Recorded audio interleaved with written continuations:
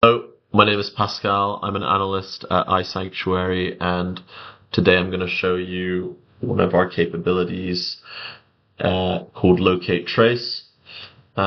Just a word of warning in advance, I'm a bit sick. It's winter over here in England, so there's lots of flus going around.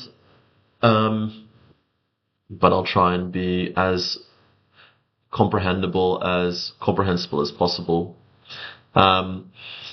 Locate Trace is a data aggregator and visualizer for geolocation data. This is data fed by mobile devices that have particular apps on them that collect location-based data. These generally are apps that have navigational purposes, such as Strava or AllTrails or any sort of driving navigational app.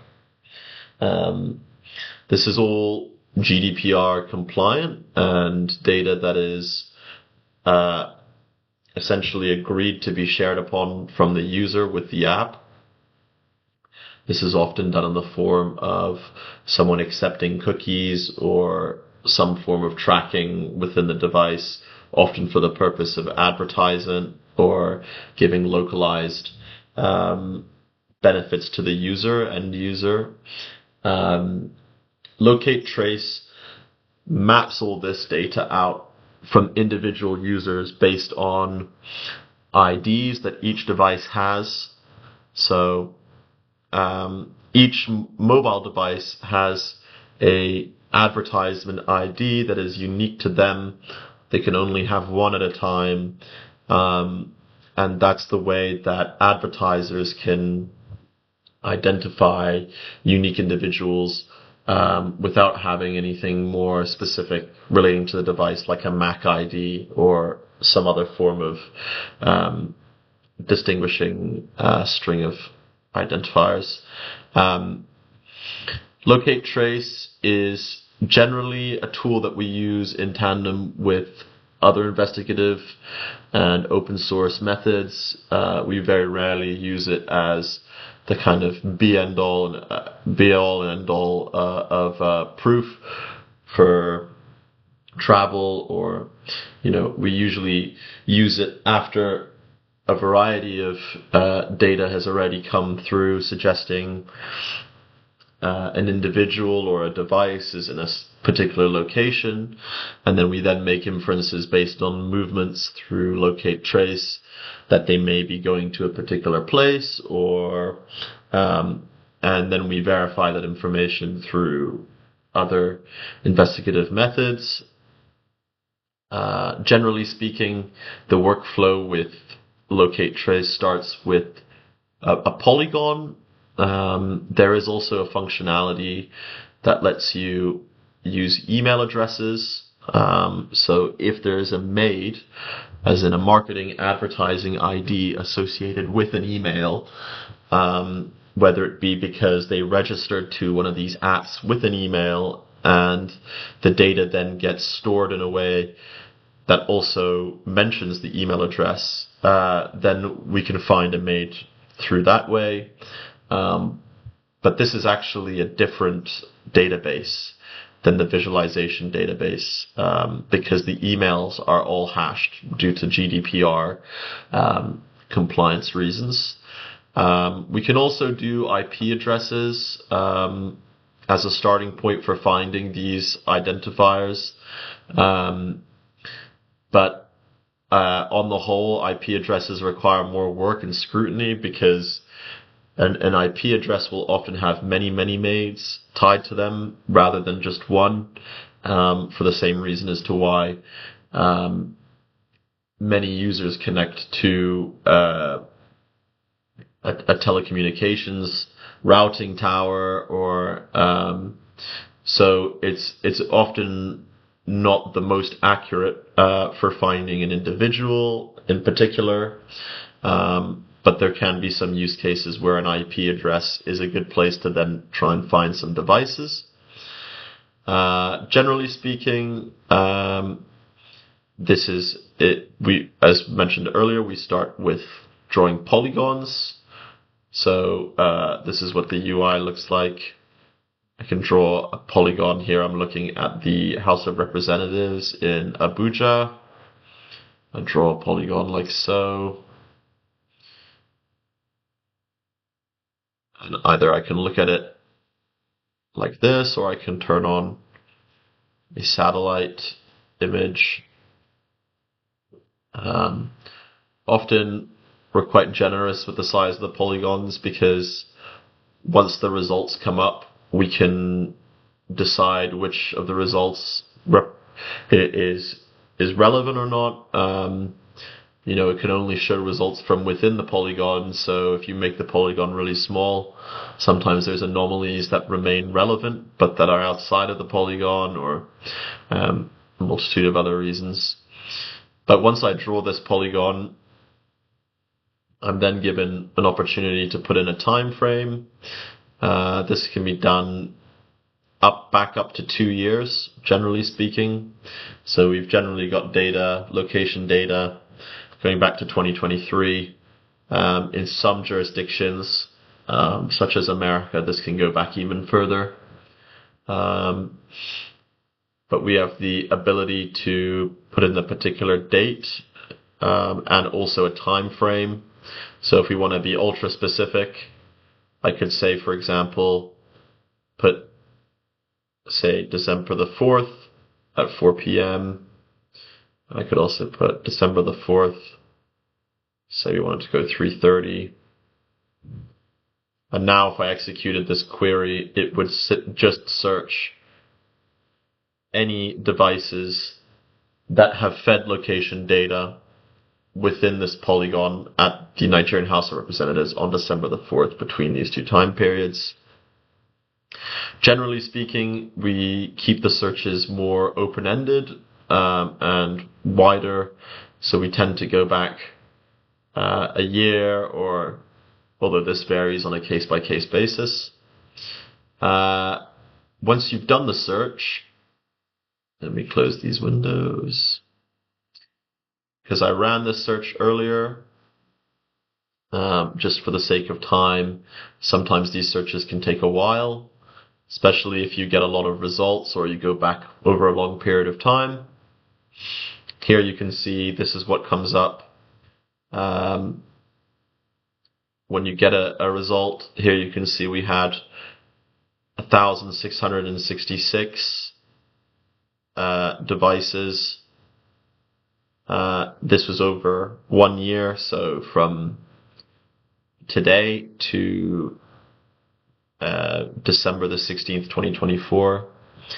And individually, so whilst there was 1,666 devices, individually there was over 10,000 bits of location data fed.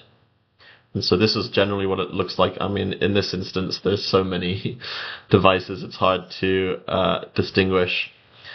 But each of these points represents not only a single device with them made, with also accurate longitudinal and latitudinal data, but it also represents a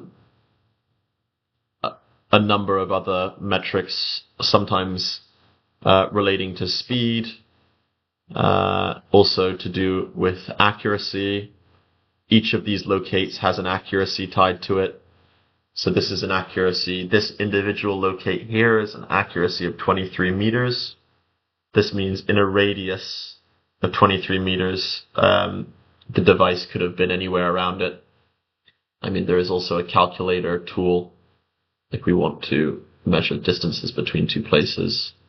Here you can see this as being 3 meters on this line. But most interestingly, here you can see on the right-hand side a collection of the devices that were found. It ranks them based on which device fed the most data. So maybe if I turn off the Go back to dark mode and get a better picture. You can also maybe turn off the master data. So this device that has a unique made fed the most. You can see it's a Samsung device. The second phone, also a Samsung device, gave 2200 individual locates within this polygon. And we can kind of go down. And sometimes it tells you the model, and sometimes it won't. That'll be based on privacy settings the individual is set up within the device. And generally speaking, when we're doing an investigation, we want as much data as we possibly can. So if we're looking at what we assume to be a place of residence or a place of work, we would hope that they feed a lot of data, particularly at that location during times where they might be going to sleep or waking up. Each of these devices has a timeline associated with it. So here you can see this device was feeding data all the way back in May, which suggests that they either work in the House of Representatives or go there frequently, whether it be a delivery driver or member of staff or etc., etc. And each of these individual days can be expanded on, suggesting where they are at a particular time. So this time, all the time zones are done on UTC, but you can see this device generally stays within the same place for many hours, but moves kind of within a close proximity. This isn't so useful when you're just looking with one square, but when you do a pivot, which I'll show you how to do in a second, this is effectively one of the most essential and useful tools because it helps you figure out a chronology of where the device is going throughout the day, especially when what you're interested in is accurate GPS data of where a device is moving to and from, rather than simply confirming, oh, well, this device is in Nigeria or the UK or France. Often we're wanting to confirm that they're at a particular location at a particular time. So that's how you do a single search. I have also loaded up an alternative scenario where I've fenced off the National Assembly in Abuja again and the Supreme Court. But in this scenario, I've also fenced off the presidential villa and the vice presidential villa. And this search is essentially saying which devices, here maybe I can remove some of this clutter, which devices are within this polygon within a given time, and also within this polygon within a given time. And this doesn't need to be the same time frame. Sometimes I want to see if a device was in the Supreme Court on Thursday, but was in the presidential villa on Friday. But you can customize your search within the two polygons to be the same made within both, or to be, say, for example, difference between two squares. Often you'll do that if you've got a square or a polygon that you've drawn and there's been some incident, and you draw another polygon in the same location but at a different time, and you go and you say what what is the difference between these two polygons, and that'll effectively tell you which devices have left that area. But in this instance here, you can see this device, which fed location data 3,700 times, and shows both instances of being in the Supreme Court or the parking lot. Here we can see they're in the parking lot on the 25th of December 2025. But mostly what they seem to be doing is just parking over there and spending most of their time in the villa of the president or the vice president. Let me turn off some of this stuff. Now, in this instance, I've shown you two locations quite close to one another. So finding this many commonalities between these two polygons isn't that surprising. But oftentimes this tool is especially useful when you're looking at cross-jurisdiction or I would say long distances within the same country. That all normally lets you make kind of wider and more impactful conclusions, because you can say, in an investigation, I know this device has traveled to France, Egypt, and Germany. If you can show on locate trace that has been the case and that they're going to the places that you assume them to be going, then you very likely have the person of interest device, or you have their maid. And that's a very powerful conclusion to have, because you can from then on monitor what kind of location data the device is feeding off on a day-to-day basis. Or alternatively, you could say, look and see what they've done for the last 2 years where the device has been going historically. Anyways, in this instance, we can add devices to our session bank if we want to do a wider search. So say, for example, we're most interested in this device, the 5 most prominent devices that crossed over between the House of Representatives and the Villa. I've already put these 5 in the bank, and I have loaded up the search as well. Here we can see the navy blue device. Is it the navy blue device? Yes. So the OFF device, which we saw feeding here a lot of data in Abuja. And this was just going to have a look. This was a search where I looked at the last 3 months for each of these devices. So we're kind of seeing a historical. We can see here that this device has gone to the Namdi International Airport. So I don't want my pronunciation to mess this video up too much.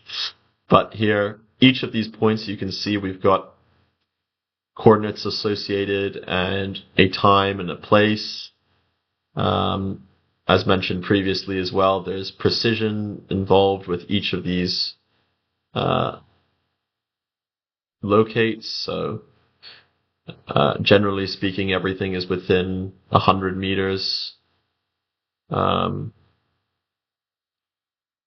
say if we're doing an open source investigation, normally I corroborate this evidence with Google Maps or say Street View. That's not that relevant in this instance because it's an airport. But you can see this device has gone down to Lagos, and we can see that they were outside of the airport in Lagos on the 5th of October. And yeah, we can see that they had gone down there.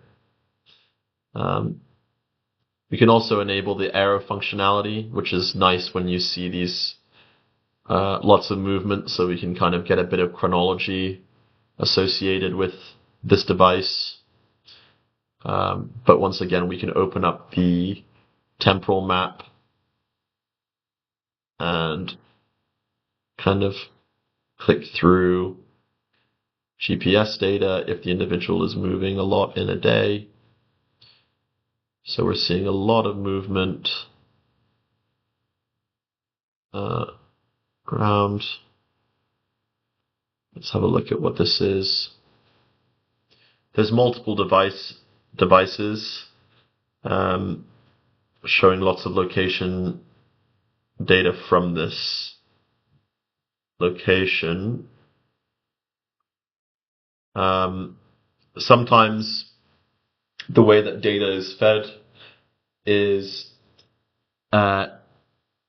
most of the time we're looking for accurate GPS data, but sometimes geolocation data gets sent via IP and internet-based locations, which can sometimes route data to say IP, VPN locations, or tower signals, or telecommunication towers. Here we can see two devices basically feeding a lot of the same location data, so that's likely what's happened here. Alternatively, sometimes they can be two devices relating to the same individual. But here you can see this first blue maid coming up to these spots, and in the green we can see them going there again. So this is almost certainly the same individual, but a lot of location data that you can see here. And let's just have a quick look at some of the others. This device is showing very clear patterns of going up to Zaria, and then eventually turning around and also going to Ilorin. We can have a look, the 7th of October at a particular time. So that's generally how we use locate trace. I'll just show a last example of something it may be useful for. Example I wanted to show with regards to locate trace is some of the saved queries. You can launch a query that's previously been saved. So say there's an incident or something that's happened within the last 3 days. Data gets added to locate trace up until 3 days since it happened. So sometimes you need to refresh the scenario over and over again. This is an example of something like that, being the Bondi beach attack that happened in Sydney just this Saturday. The attack happened in between 6 and 7 p.m. mainly was when the attackers arrived. So you can see on our polygon here we've loaded we're in UTC, so 11 hours difference with Sydney. So this is between 6 and 8 p.m. effectively. And what you can see with most of these devices are pretty clear trajectories leaving the beach at around the time of the attack, which on this will show at around 6:40, and will be sort of fleeing the area for a majority of these devices. You can see 6:40, and then right away fleeing the beach by 7:15.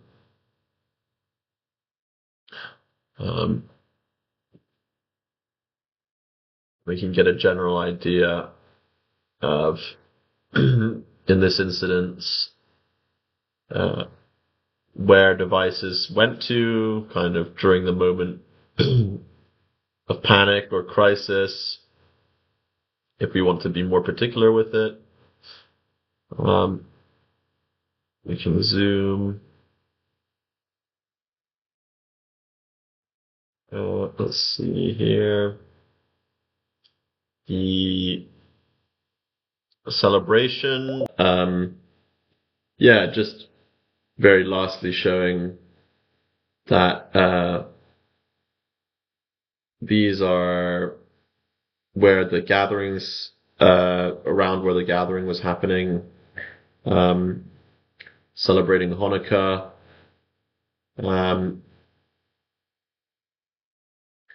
Generally speaking, we know that the perpetrators came up onto this bridge at around 6:40. So this device showing a location here at what would be 6:58 p.m. or a device here at 6:50 could always be worth pivoting to and looking. I mean, especially if you have more information on where the device or where the person of interest was moving to and from, or say where they drove their car up to and parked it. All this information is valuable.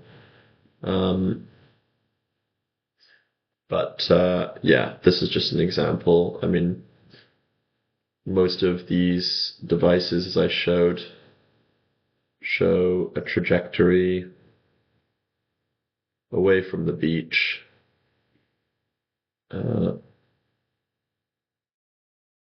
After the time of the incident. I'll just have look at a few more. This is 7:30. So some of these might even be first responders and paramedics or police officers, especially given that we know Locate Trace to have a lot of data on navigational devices and things of that kind of sort. Here you can see lots of movement up and down the road all throughout 7:40. So this is all after the incident, running up and down.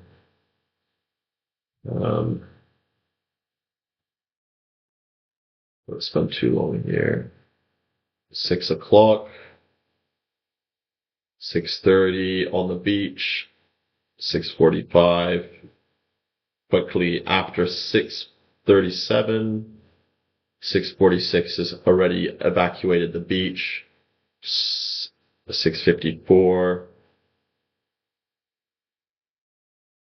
And then you can see them giving location data further down.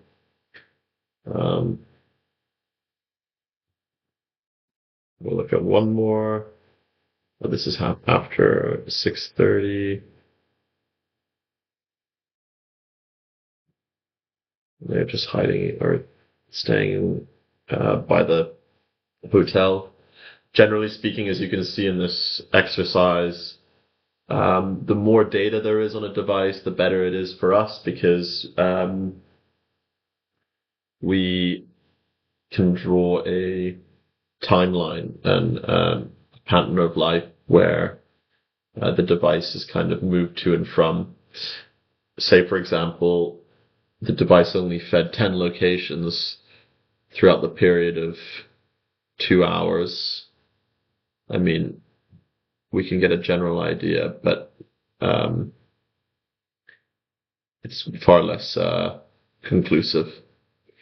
Anyways, that was a quick demonstration of locate trace and some of its possible use cases and kind of things that we use it for. Evidently, it's an incredibly powerful and useful tool in certain circumstances.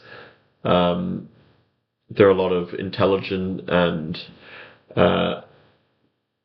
roundabout ways of using it that might not be the first thing that comes to someone's mind, but generally speaking, it's a very, very powerful tool, and I hope you enjoyed that presentation. All right, bye for now.